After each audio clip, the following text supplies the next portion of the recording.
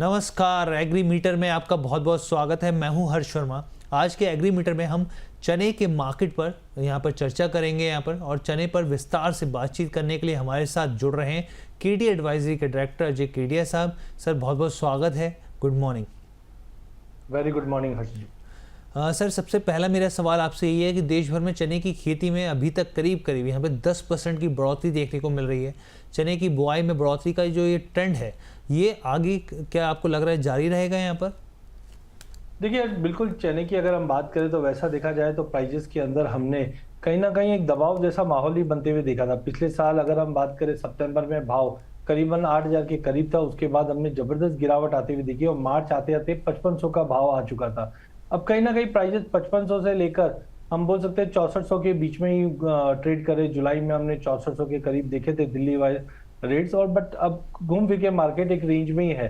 लेकिन जिस ढंग से हमने एमएसपी में जो बढ़ोतरी आती हुई देखी, उससे एक फार्मर का अट्रैक्शन बढ़ा। वेदर कंडीशन काफी इस बार इंपॉर्टेंट है, क्योंकि इस बार ठंड अच्छी रहने की वजह से कहीं ना कहीं ये फेवरेबल रहेगा। तो सोइंग के नंबर थोड़े ठीक ठाक रहने की उम्मीद है। गवर्नमेंट ने भी इसमें एक्शन लिए, जो इम्पोर्ट्स के ऊपर थोड़ा टाइटनिंग की थी, वो कहीं ना कहीं प्राइजेस को सपोर्ट दे सकता है। उसी के चलते हमने देखा कि एरिया अंडर कल्टीवेशन में अभी थोड़ा जल्दी रहेगा, जल्दबाजी रहेगी, बट ओवरऑल जो नंबर्स दिखाई दे रहे हैं वो काफी अच्छे दिखाई दे रहे हैं। ठीक है सर। इसके अलावा अगर हम लोग बात करें तो अप्रैल से लेकर सितंबर के दौरान अगर आप देखें तो चने के इंपोर्ट में करीब 58% की गिरावट दर्ज की गई है। सर मैं आपसे ये समझना चाहता हूँ कि क्या ये इंपोर्ट में आगे जो गिरावट का सिलसिला है, आपको क्या लग रहा है कि ये जारी रहेगा यहाँ पर? देखिए एज ऑफ नाउ हमने देखा पिछले 2-3 साल से ही शॉर्टेज वाले पीरियड थे। जिस ढंग से हमने प्रोटीन इंटेक बढ़ते हुए देखे तो सभी पल्सेस की डिमांड हमने कंटिन्यू बढ़ते हुए देखी। लेकिन जिस ढंग से पीली मटर के जो इंपोर्ट हुए हैं वो एक काफी बड़ा कारण रहा था। बट अब कहीं ना कहीं गवर्नमेंट ने जिस ढंग से 30% की जो ड्यूटी लगाई है, उसके बाद आई थिंक जो इम्पोर्ट है उस पर थोड़ा ठहराव आता हुआ दिखाई देगा, और उसी की वजह से प्राइजेस में एक स्टेबिलिटी भी लौटती हुई दिखाई देगी। क्योंकि पिछले साल तो हमने काफी अच्छा फॉल बैक देखा, बट अब प्राइजेस कहीं ना कहीं 5500-5600 पे सपोर्ट ले रही। वो दर्शाता है कि जो पहले इंपोर्ट के प्रेशर थे वो अब कहीं ना कहीं एक सेटअप होता हुआ दिखाई दे रहा है। तो आई थिंक थोड़े इंपोर्ट इस बार कम रहने की उम्मीद है। ठीक है सर, यहाँ पे ये आपने बता दिया, हमें अच्छे से क्लैरिटी दे दी। लेकिन सर अगर बीते एक महीने की बात करें तो हमें चने में यहाँ पे दिल्ली में अगर बात करें तो चने की कीमतों में करीब 3% की गिरावट दर्ज की गई है। भाव को अगर हम लोग देखें यहाँ पे तो 5,875 रुपये प्रति क्विंटल की एमएसपी के नीचे लुढ़क गया है यहाँ पे।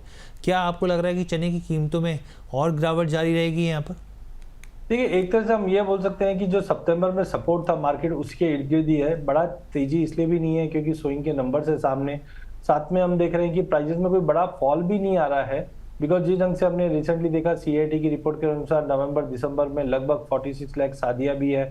शादी के सीजन में हम देखते हैं खपत बढ़ भी जाती है, फेस्टिवल डिमांड भी है, वो प्राइजेस को ना टूटने दे रहा है। और एज ऑफ नाउ हम देख रहे हैं इंपोर्ट की वजह से सप्लाई भी बाकी मटेरियल की अवेलेबल थी जो बढ़ने नहीं दे रहा है। तो आई थिंक एक कंसोलिडेशन जोन में है मार्केट, जो नीचे में 55,56 का एक बेस बनता हुआ दिखाई देगा, और हालांकि ऊपर में 6,000 का एक रेजिस्टेंट रहेगा।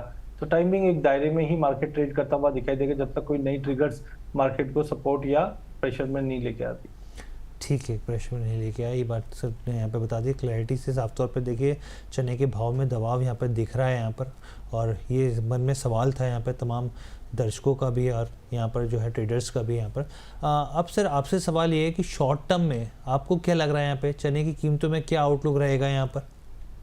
देखिए जून जुलाई में हमने देखा था कि प्राइजेस 6,100 के करीब चले गए थे, बट वहां से सस्टेन नहीं कर पाया था। सप्लाई काफी अच्छी है, हालांकि डिमांड जिस ढंग से हम देख रहे हैं क्वार्टर फोर में बहुत स्ट्रांग होती है, वो प्राइजेस को ज्यादा गिरने भी नहीं दे रही है। कंसोलिडेशन चल रहा है, तो टाइमिंग मुझे लगता है कि प्राइजेस के अंदर एक मिला जुला ट्रेड ही होता हुआ दिखाई दे रहा है, जहाँ पे डाउन साइड में आई थिंक के प्राइजेस के अंदर एक 5500-5600 का एक बेस बन जाएगा, लेकिन 6,000 के ऊपर भी जाता हुआ दिखाई नहीं दे रहा। तो एक दायरे में ही रहेगा, बट कहीं ना कहीं प्राइजेस के अंदर एक बेस क्रिएट करता हुआ दिखेगा।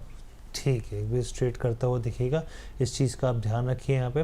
अजय सर से और भी बहुत सारे सवाल हम लोग ले लेते हैं यहाँ पे, क्योंकि यहाँ पर जो है समझना ज़रूरी है यहाँ पे तमाम तरह के फंडामेंटल्स भी। सर वायदा बाज़ार में अगर किसी को एग्री कमोडिटी में पोजीशन बनानी हो तो उसके लिए टॉप एग्री कॉल्स क्या रहेंगे यहाँ पर? क्योंकि मुझे लगता है कि हर एज ऑफ नाउ हम स्पाइसेस पे ही नजर रखिए। बिकॉज जिस ढंग से जीरा धनिये में तो हम देख रहे हैं सोइंग जो थोड़ी सी डिले हुई है उसका एक असर पड़ा है। हल्दी में भी हमने एक बड़ा जंप के बाद एक प्रॉफिट बुकिंग आना था, वो आ चुका है। तो आई थिंक मसालों पे नजर रखें। जहाँ पे सबसे पहले हल्दी पे नजर रखेंगे, जहाँ पे दिसंबर वायदा 13,900 पे लेके चलना है, 13,600 का स्टॉप लॉस लगाना है, 14,400 तक का टारगेट मिल जाएगा। वहीं धनिये में भी हमने देखा आज भी काफी अच्छी तेजी कंटिन्यू रही है, और ये हमने पहले भी कहा था कि ये तेजी कंटिन्यू रहेगी जिस ढंग से सोइंग के नंबर ना काफी रहेंगे, और इस बार हो सकता है कि कैरी में काफी माल कम रहेगा, जिसकी वजह से एक लॉन्ग टर्म तेजी धनिये में रहेगी। तो 9,300 पे लेके चलेंगे, 9,150 का स्टॉप लॉस रखेंगे, 9,600 तक का टारगेट रहेगा। हालांकि टेक्निकली थोड़ा सा ओवरबॉट होता हुआ दिखाई देगा मार्केट। एंड लास्ट अगर जीरे की बात करें तो दिसंबर वायदे में 21,400 पे लेके चलिए, 21,100 के स्टॉप लॉस से 21,800 तक का टारगेट देखने मिल जाएगा। ठीक है सर की तरफ से यहाँ पे देखिए तमाम लेवल्स, स्टॉप लॉस, इस चीज़ का आप ध्यान रखिए, यहाँ पे काफ़ी इंपॉर्टेंट, और यहाँ पे स्टॉप लॉस को ज़रूर फोकस करके रखिएगा यहाँ पे। Thank you so much Ajay Kedia sir, आपने अपना कीमती समय निकाला, हमारी जानकारी दर्शकों के तक पहुँचाई यहाँ पर। और सर जाने से पहले एक बार अपना डिस्क्लोजर भी प्लीज़ शेयर कर दीजिए। बिल्कुल हर्ष, आज हमने फ्यूचर्स की बात की है, जहाँ पे हल्दी, जीरा और धनिया की हमने बात की है।